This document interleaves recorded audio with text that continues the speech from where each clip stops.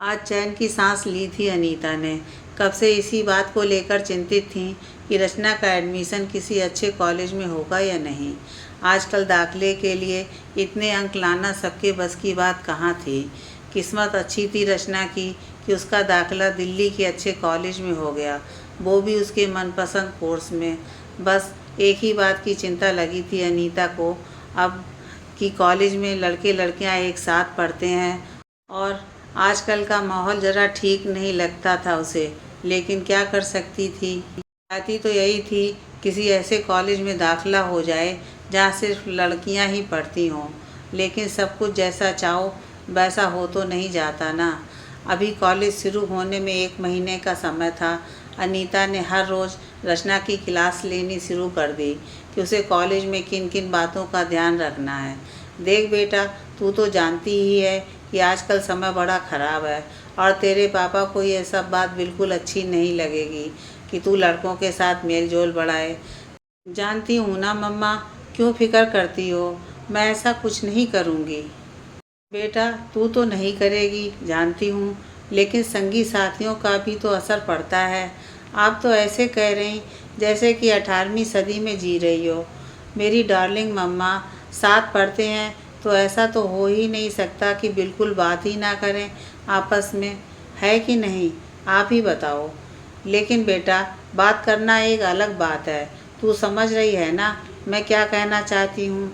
हाँ हाँ, सब समझ रही हूँ मैं। हंसते हुए माँ के गले में बाँह डालकर झूल गई रचना और माँ को एक प्यारी सी झप्पी के साथ मीठी सी पप्पी भी दे दी। चल हट, इतनी बड़ी हो गई, बचपना नहीं गया इसका। रचना खिलखिलाकर हंस पड़ी। अच्छा, मैं थोड़ी देर अपनी सहेली के घर जाकर आती हूँ माँ। इसी तरह दिन बीतते गए। रचना के पिता नरेश यूँ तो पढ़े लिखे थे, किंतु इतने आज़ाद ख्याल के नहीं थे कि लड़के लड़कियों के आपसी मेल जोल और अधिक घुलने मिलने की बात को सहजता से हजम कर पाते। रचना उनकी बड़ी बेटी थी। 2 बेटियों के पिता नरेश अपनी बेटियों को जान से ज़्यादा स्नेह करते थे। पति पत्नी दोनों ने कभी अपनी बेटियों को बेटों से कम नहीं समझा, ना ही कभी उन्हें बेटे की कमी खली। हर प्रकार की सुख सुविधा से संपन्न एक मध्यम वर्गीय परिवार था उनका। जवान बेटियों के माता पिता का जीवन तलवार की धार पर टिका रहता है। इन दिनों अपने बच्चों को अच्छे संस्कार दिए थे उन्होंने, किंतु बेटियां सुंदर थीं और बस यही उनकी दिन रात की चिंता का कारण था। वे बस इतना चाहते थे कि पढ़ा लिखा कर बेटियों को लायक बना दें और वो इज्जत से अपने घर चली जाएं। कहने को उनका सपना इतना बड़ा नहीं था, लेकिन आजकल समाज की स्थिति को देखते हुए जब तक बेटियां सुरक्षित अपने घर पहुंच ना जाएं, तब तक ईश्वर ही मालिक है, ज़माना खराब है। इसके अतिरिक्त वे अपनी बेटियों का विवाह अपनी मर्जी की जगह करना चाहते थे। वे प्यार मोहब्बत और लव मैरिज उन्हें ना भाती थी। पत्नी अनीता विपरीत विचारधारा की थी। इस मामले में उनके अनुसार जीवन बच्चों का है, जीवन साथी भी यदि उनकी पसंद का हो तो कोई बुराई नहीं है। इस बात पर पति पत्नी में अक्सर झड़प हो जाती थी। अनीता समझदार थी, पति का और उनके विचारों का सम्मान करती थी और उसने अपनी बेटियों को समय समय पर यह बात याद दिलाने की कोई कसर नहीं छोड़ी कि लड़कों की संगत से दूर रहे। अभी तक बेटियों ने कभी शिकायत का कोई मौका नहीं दिया था, लेकिन अब रचना का एडमिशन कोएड कॉलेज में हो गया था। बस अब वो 3 साल कैसे बीतेंगे भगवान जाने। खैर, रचना के कॉलेज जाने का पहला दिन आ ही गया। कॉलेज जाने से पहले माता पिता ने ही क्लास ले ली। उसकी 1 घंटे तक पास बिठाकर प्यार से अच्छा बुरा सब समझाया और फिर नरेश खुद छोड़ने गए उसे कॉलेज तक। कार से उतारते समय भी नरेश ने हिदायत दे डाली थी, सीधे रास्ते आना और सीधे रास्ते जाना है। वाय करके रचना आगे बढ़ गई। कॉलेज का पहले दिन। अब तक लड़कियों के स्कूल में पढ़ने वाली रचना थोड़ी डरी हुई थी। रैगिंग का भी नाम सुना हुआ था, तो वो डर अलग था और सबसे बड़ा डर तो यह था कि कहीं कोई लड़का बात ना करने लगे। खैर, ऐसा कुछ नहीं हुआ। पहले ही दिन उसकी 4-5 लड़कियों से दोस्ती हो गई। रैगिंग को लेकर कॉलेज में सख्ती थी तो ऐसा भी कुछ नहीं हुआ। पहला दिन कुल मिलाकर अच्छा था। उसका डर भी काफ़ी हद तक निकल गया। घर आई तो सबने पूछा, कैसा रहा पहला दिन? उसने चहकते हुए कॉलेज की सब बातें बता दी। माँ को भी तसल्ली हुई। दिन बीते, हफ्ते बीते, महीने बीते और देखते देखते पूरा 1 साल बीत गया। ऐसा कुछ भी न हुआ जिससे अनीता और नरेश डरते थे। रचना के कॉलेज का दूसरा साल शुरू हो गया था। अब वह लड़कों से बात करने में डरती नहीं थी, लेकिन उसने घर जाकर कभी किसी को नहीं बताया कि उसकी दोस्ती कुछ लड़कों से भी हो गई है। उसके सब दोस्त अच्छे थे, हंसी मजाक, खाना पीना और पढ़ना सब एक साथ ही होता था मिलजुल कर। सब दोस्तों में से ही एक था रोहन, जो मन ही मन रचना की ओर आकर्षित रहता था। हालांकि उसने कभी जाहिर नहीं होने दिया, उसे इस बात का इजहार करने में भी डर लगता था। लेकिन एक दिन उसने ये बात रचना की सहेली राशि को बता दी और बातों बातों में राशि उन दोनों को कभी कभी छेड़ने लगी। बात धीरे धीरे बढ़ने लगी और एक दिन रोहन ने हिम्मत जुटाकर अपने मन की बात रचना से कह डाली। चाहती तो रचना भी थी, लेकिन अपने घर के माहौल और पिता से डरती थी। कॉलेज का 1.5 साल बचा था अभी और उनका साथ दिनों दिन बढ़ रहा था। परिवार में किसी को कुछ पता नहीं था। रचना ने यह बात अपनी छोटी बहन रश्मि को भी नहीं बताई। एक दिन रचना और रोहन को नरेश ने एक साथ घूमते देख लिया और रचना की भी पापा पर नज़र पड़ गई। रचना की तो ऊपर की सांस ऊपर और नीचे की सांस नीचे रह गई। उसके पांव कांपने लगे और सर से पांव तक ठंडा पसीना आ गया। नरेश उस समय कुछ नहीं बोले और सीधे चले गए। अब तो रचना की घर जाने की हिम्मत ना हो रही थी, लेकिन जाना तो था। नरेश का कुछ ना कहना रचना के मन में और अधिक डर का कारण बन गया। डरते डरते वह घर पहुंची। सोच रही थी कि आज तो खैर नहीं। डोरबेल बजाई। माँ ने दरवाज़ा खोला तो बिल्कुल नॉर्मल लग रही थी। लग ही नहीं रहा था कि कोई बात हुई हो। उसने धड़कते दिल से भीतर कदम रखा। पापा को आंगन में बैठे चाय पीते देखा। उन्होंने उसकी तरफ देखा तक नहीं, वह सीधी अपने कमरे में चली गई। मन में घबराहट थी कि अब कुछ हुआ और अब कुछ हुआ। रात का खाना सब एक साथ खाते हैं, तो आज भी खाने की मेज़ पर सब साथ थे। बातें हो रही थीं, लेकिन रोज़ की तरह कुछ अलग नहीं हुआ। पापा ने रचना से बस इतना पूछा, बेटा पढ़ाई कैसी चल रही है? उसने डरते डरते जवाब दिया, ठीक चल रही है पापा। इसके अलावा कोई बात नहीं हुई रचना से। सब नॉर्मल लग रहा था। रचना का डर जाता रहा। वह हैरान थी कि पापा ने कुछ कहा नहीं। अगले दिन रचना ने माँ को सब बता दिया, अपने और रोहन के रिश्ते के बारे में। माँ अचंभित थी कि बात इतनी आगे बढ़ गई और रचना ने उन्हें कुछ नहीं बताया। बोली, बेटा तू पापा को जानती है ना, अगर तू बहुत आगे तक सोच रही है तो रोक ले अपने आप को, क्योंकि तेरे पापा शादी तो अपनी जात बिरादरी में देखभाल के ही करेंगे। वे ऐसी शादियों के बिल्कुल पसंद नहीं करते। हाँ मुझे पता है, लेकिन आप चिंता मत करो। मैं कोई ऐसा वैसा काम नहीं करूँगी कि आपको शर्मिंदा होना पड़े, और शादी तक तो बात पहुँची भी नहीं। मैं पापा की मर्ज़ी के खिलाफ़ कभी भी कुछ नहीं करूँगी। उन्हें पता भी न चला कि नरेश छुपकर उनकी बातें सुन रहे थे। बेटी की समझ पर गर्व हुआ उन्हें और आंखें नम हो गईं।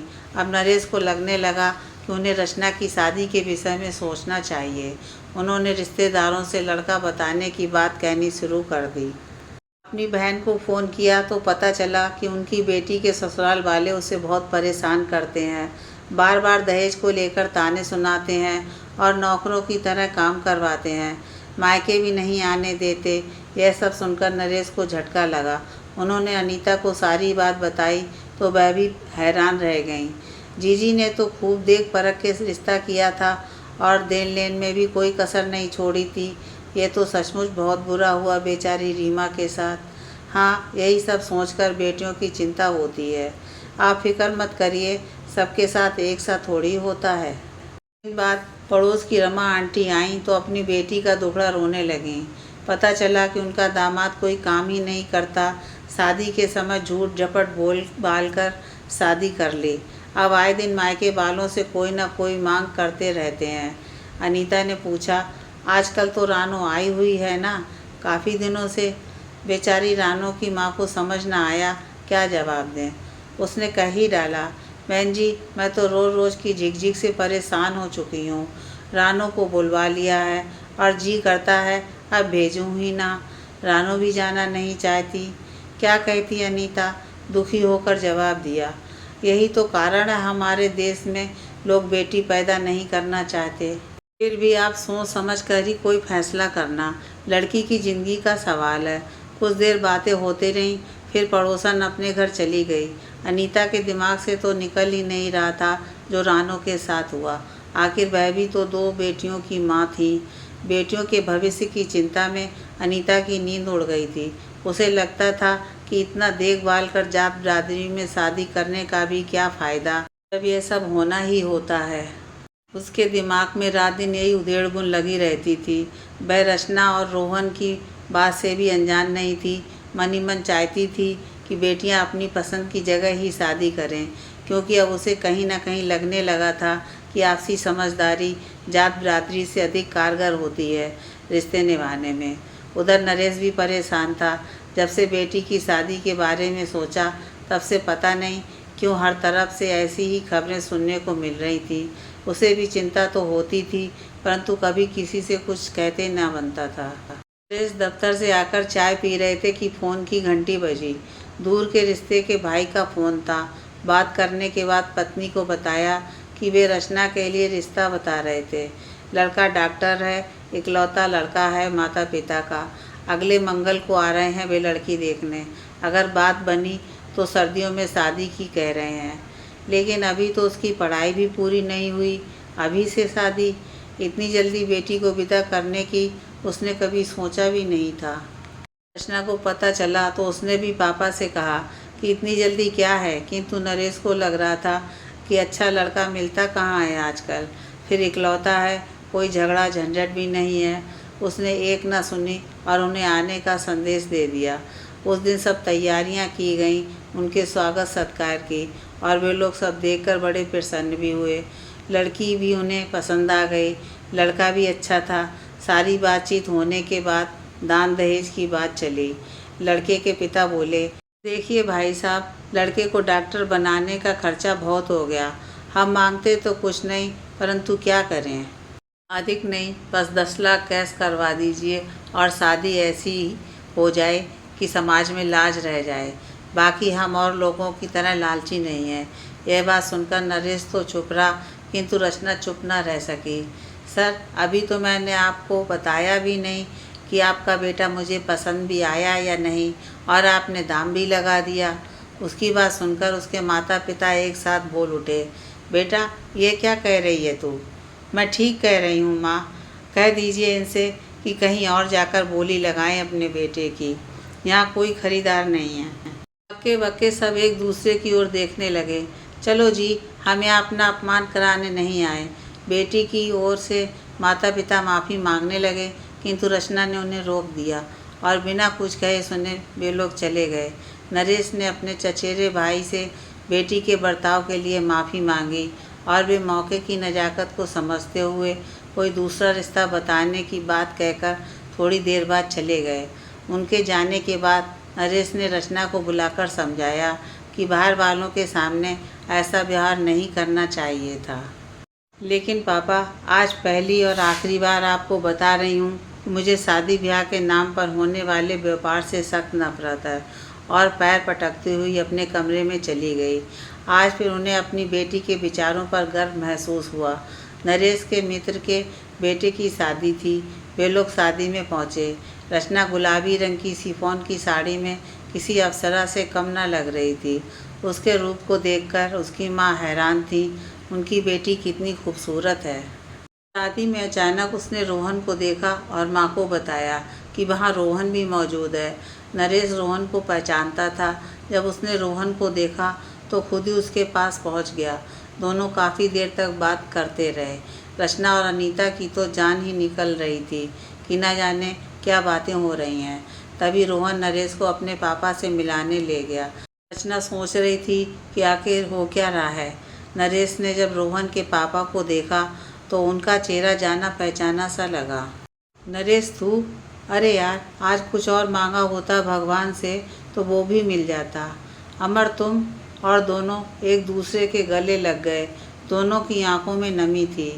बता यार, एक ही शहर में होकर भी हम आज तक मिल नहीं पाए। चल भाभी से तो मिलवा अब, कि अब यहीं खड़ा रहेगा।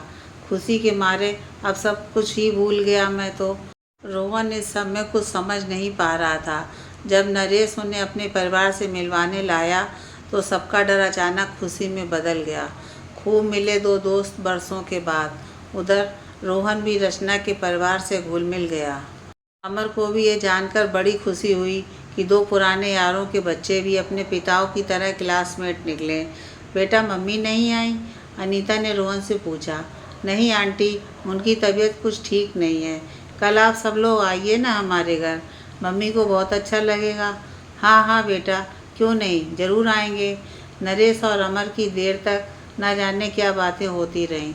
उस दिन घर लौटे तो नरेश काफ़ी खुश था। आखिर कॉलेज के ज़माने का दोस्त जो मिल गया। सभी पुरानी बातें खूब याद की दोनों ने। अनीता और नरेश देर रात तक उनकी ही बातें करते रहे और अगले दिन उनके घर जाने का कार्यक्रम भी बना लिया। रचना तो बेहद ही खुश थी। उसे तो यकीन ही नहीं हो रहा था कि अचानक ये हो क्या रहा है। कहाँ वह पापा के डर के मारे मरी जा रही थी कि कैसे रिएक्ट करेंगे जब उन्हें उसके और रोहन के बारे में पता चलेगा। लेकिन रोहन के परिवार से यूँ मुलाकात करवा देगी तकदीर, यह तो कभी सोचा भी नहीं था उसने। अब भी उसे डर ही था कि पता नहीं क्या होगा, लेकिन मन ही मन वह खुश थी। अगले दिन जब उनके घर पहुंचे तो अमर के ठाठ देखकर सब हक्के बक्के रह गए। रचना को ये बिल्कुल भी पता नहीं था कि रोहन इतने बड़े घर का बेटा है। उनकी खूब आवभगत हुई। रोहन की माँ भी पहली ही बार में अपनी सी लगी। ऐसा लग ही नहीं रहा था कि दोनों परिवार कल ही मिले थे। पहले ही दिन अमर ने अपने बेटे रोहन के लिए रचना का हाथ मांग लिया नरेश से। नरेश को इस बात की कोई उम्मीद नहीं थी। हालांकि शादी के समारोह में जब वह रोहन से मिलने गया था तो उसके पीछे कारण यही था। वह भी दोनों का रिश्ता आगे बढ़ाना चाहता था। परंतु जब देखा कि अमर इतनी बड़ी हैसियत का इंसान है तो उसे अपने आप में कुछ छोटापन महसूस हो रहा था और अब चुप ही रहना ठीक लग रहा था उसे। पर जब अमर ने खुद प्रस्ताव रखा तो वह सोच में पड़ गया। क्या हुआ नरेश, क्या तुम्हें रोहन पसंद नहीं आया? अरे क्या बात कर रहा है यार, तेरा बेटा तो हीरो है, पसंद क्यों नहीं आएगा? अनीता चुप ना रह सकी, बोली। भाई साहब, कहाँ आप कहाँ हम, रिश्ता बराबरी पर अच्छा लगता है ना? क्या कह रही हो भाभी, हम दोनों दोस्तों के बीच आज के बाद ये बात कभी नहीं आनी चाहिए। बस अब आपकी एक नहीं सुनेंगे हम। रोहन की माँ ने भी अपनी रजामंदी की मोहर लगा दी। रचना अब हमारी है, हम अगले हफ्ते शगुन लेकर आ रहे हैं। लेकिन इतनी जल्दी? तो आपको कुछ नहीं करना है, अभी बस रुपया नारियल ही देना है, रिश्ता पक्का कर लेते हैं। शादी सर्दियों में करेंगे, तब तक इन दोनों की पढ़ाई भी पूरी हो जाएगी। नरेश और अनीता के लिए कुछ कहने को छोड़ा ही नहीं था उन्होंने। ये सारी बातें बच्चों के सामने ना हुई थी, इसलिए रचना और रोहन को सरप्राइज़ देने की बात तय हुई। अगले शुक्रवार की बात पक्की हो गई। अनीता की हैरानी का ठिकाना ना रहा। पति में इतना बदलाव उसकी सोच से परे था। घर आने के बाद अकेले में अनीता ने पति से पूछ ही लिया। एक बात समझ नहीं आई मुझे, आप रोहन से मिलने कैसे पहुंच गए वहां? क्या आप उसे पहले से जानते थे? मैंने एक दिन रचना को उसके साथ देखा था तो बस यूं ही चला गया था मिलने। मुझे क्या पता था कि वो अमर का बेटा है। आपने मुझे कभी नहीं बताया कि आपने उन दोनों को देखा था। क्या बताता, सोचा साथ पढ़ते होंगे, लेकिन आप शादी के लिए कैसे तैयार हो गए ये तो बता दो। क्या करूं, दुनिया का हाल देखकर सोचा कि शायद यही ठीक रहेगा, कम से कम दोनों साथ खुश तो रहेंगे। दिन भी आ गया। अब रचना से कहा गया कि लड़के वाले आने वाले हैं देखने। सारी तैयारी की गई, लेकिन चुपचाप।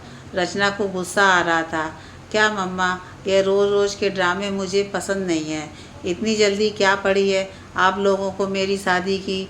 झेल नहीं पा रहे हो क्या मुझे? उसने पैर पटकते हुए कहा। मैं किसी के लिए ना तैयार होने वाली हूँ, ना ही चाय लेकर जाने वाली। बुला लो जिसे चाहे। अनीता मन ही मन हंस रही थी। थोड़ी देर बाद दरवाजे की घंटी बजी। दरवाज़ा खोलने रचना ही गई और रोहन और उसके परिवार को देखकर हक्की बक्की रह गई। वे शगुन का सामान लिए हुए थे। रचना को अपनी आंखों पर विश्वास ही नहीं हो रहा था। रचना कुछ कुछ समझ चुकी थी। उसकी नज़रें रोहन से मिलीं और वह शर्माकर अपने कमरे में चली गई। वहाँ रश्मि पहले से ही मौजूद थी। रश्मि ने रचना को चिढ़ाते हुए कहा, क्यों दीदी, कह दूँ उनसे कि जाएं अपने घर, नहीं करनी हमारी प्यारी दीदी को अभी शादी। चल हट, बहुत पिटेगी तू, भाग यहाँ से। और रश्मि खिलखिलाती हुई बाहर चली गई। वह कभी सपने में भी नहीं सोच सकती थी कि पापा इतने बदल जाएंगे और उसे इतनी बड़ी खुशी यूँ देंगे सरप्राइज़ के तौर पर। सचमुच आज नरेश और अनीता की सारी चिंता मिट गई थी। हम खुद ही जात पात, ऊंच नीच की झूठी दीवारें अपने चारों ओर खड़ी कर लेते हैं, जो आज के समय में जरा भी तर्कसंगत नहीं है। बच्चों की खुशी से बड़ी कोई खुशी नहीं है, ये आज समझ में आया नरेश को। रचना के सर पर हाथ फेरते हुए उनकी आंखों से 2 आंसू लुढ़क गए।